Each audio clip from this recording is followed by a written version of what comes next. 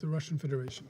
Mr. President, we wish to thank the USG for OCHA, Mr. Martin Griffiths, and the Deputy Special Representative of the Secretary General Resident and Humanitarian Coordinator for Afghanistan, Ramiz Al-Akbara, for their assessments of the situation in Afghanistan. Since August of 2021, the EU have undertaken tremendous efforts on the ground, which we are confident has saved the lives of millions of Afghans. We've closely listened to the statements from civil society representatives. At the same time, we wish to note the following. Traditionally, we proceed from the following premise. If the Security Council invites representatives from civil society, then these people should be from Afghanistan.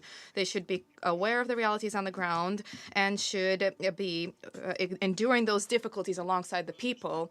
We are pleased that representatives of the country and the region once again have been given the floor to discuss this issue, which is of great importance to them. We wish to voice our genuine condolences to the de facto authorities and the people of Afghanistan in connection with the devastating earthquake which claimed the lives of thousands, of 1,000 people. We closely read the report of the Secretary General on the situation in the country. Since the last comprehensive discussion of the Afghan issue at the Security Council, 6 months have elapsed. Unfortunately, in this time, the humanitarian socioeconomic situation has continued to deteriorate. Quality of life indicators have dropped by 1/3. The population of the country has been enduring one of the fastest moving humanitarian crises in the world and is literally on the brink of survival. The country is beset by starvation, destitution, and unemployment. Production and manufacturing are on the decline. The agricultural sector is suffering from drought, acute shortages of seed, foodstuffs, and fertilizer. The spread of the coronavirus infection has also had devastating consequences, first and foremost, for the most vulnerable population groups, including women and children. Against this backdrop, unfortunately, as we see what was carried out on 31 March under the aegis of the United Nations, I refer to the Donor Conference on Afghanistan, did not rise to the hopes placed in it. Against this backdrop, what seems hypocritical are attempts by NATO and U.S.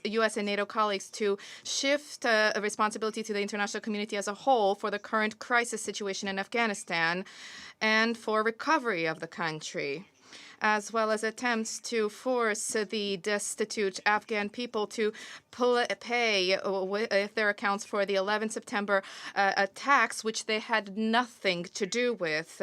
More than 140 enterprises were destroyed there. And in the 20 years of Afghans' presence, not a single enterprise was built there, contrary to the Soviet presence. And the Afghan economy directly relied on international financing. We value the efforts of representatives of humanitarian agencies who are working on the ground. We note the selfless efforts of OCHA, ICRC, UNHCR, and other humanitarian representatives and their contribution to assistance to Afghanistan. We welcome the fact that humanitarian workers now have access to those regions which they were unable to access prior to 15 August 2021. We understand, however, there are certain remaining threats. In order to surmount them, there is a need for time and determined patience. At the same time, a number of problems have been unresolved for decades in Afghanistan. We are confident in this connection that the commitment of humanitarian agencies to the maintenance of active dialogue with the de facto authorities will help to make significant progress in this regard. We value the meaningful efforts of international structures and financial institutions, including the World Bank, to alleviate the humanitarian situation. Unfortunately, these measures remain insufficient to, in a lasting way, improve the lives of ordinary Afghans. Humanitarian assistance from abroad has merely a limited effect in mitigating social tensions. In December of 2021, a resolution was adopted of the Security Council, 2615. This was designed to become a window of opportunity to step up immediate humanitarian assistance through all channels. The provisions of this resolution are a response to the often put forward question about ways to provide unimpeded assistance under circumstances of the 1988 sanctions regime. However, unfortunately, in fact, what we have seen is that a number of countries continue to misinterpret its content justifying the unilateral restrictions.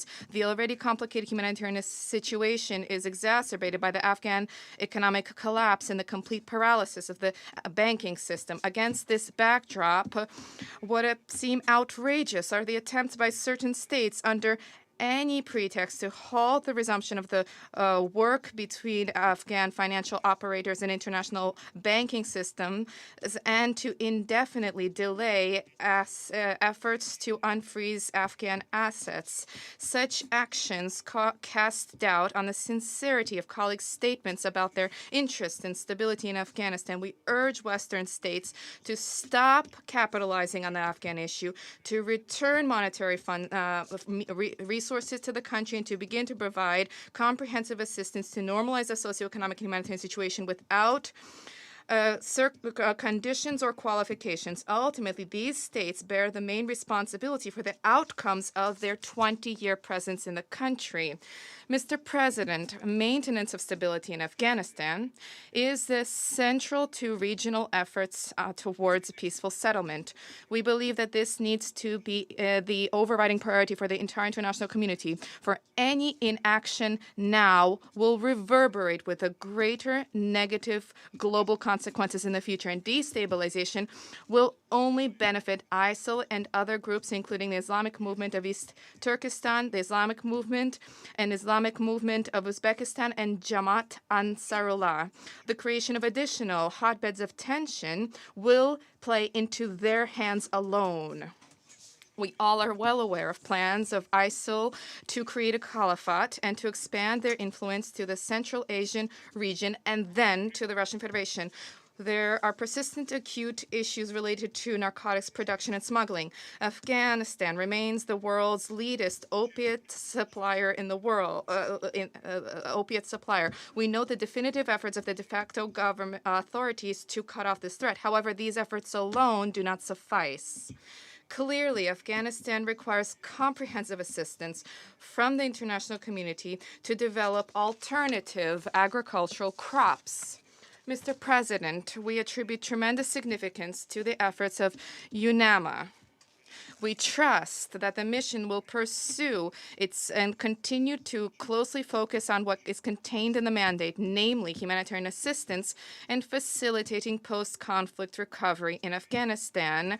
At the same time, the following be of crucial importance: the development of constructive, trust-based dialogue with the de facto authorities, assistance in their capacity building to create conditions to effectively resolve problems in a manner that accounts for regional and cultural specificities, as well as based on best practices garnered by regional neighbors, including the Organization of Islamic, the OIS, the Organization of Islamic Cooperation, the OIC. Russia, as a friend and neighbor of Afghanistan, has traditionally provided humanitarian assistance through relevant UN agencies. Also bilaterally, we have been providing humanitarian goods, including food, warm clothes, and medicine. We deeply regret the fact that the unlawful sanctions against our country affect inter alia our cooperation with humanitarian organizations, severing logistical and financial links.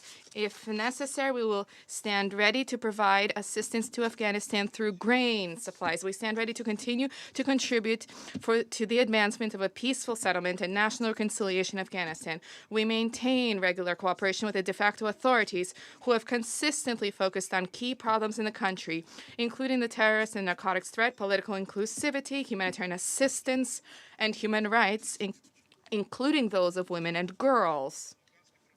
The Afghan issue is also at the center of our efforts through the Moscow format and other regional mechanisms, as well as the CSTO and the SCO. We intend to continue to provide to the Afghan people and the de facto authorities of the countries to provide them with every possible means of support to mitigate the consequences of the socioeconomic crisis in that country. Thank you. I thank the representative of the Russian Federation for their statement.